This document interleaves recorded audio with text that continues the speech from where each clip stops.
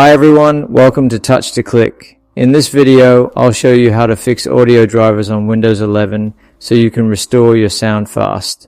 Now let's get started. Method 1.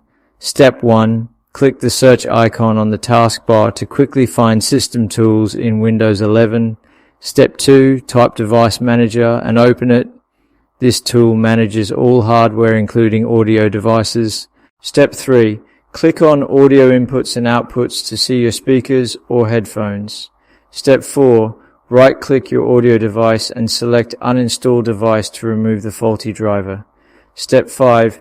Confirm the uninstallation so the driver is fully removed. Step 6. If listed again, right-click the audio device and choose Uninstall Device to clear remaining drivers. Step 7. Confirm again to complete removal. Step 8. Click Action at the top of Device Manager. Step 9. Select Scan for hardware changes to let Windows reinstall the audio driver automatically. Thanks for watching and please subscribe to Touch to Click for more helpful videos.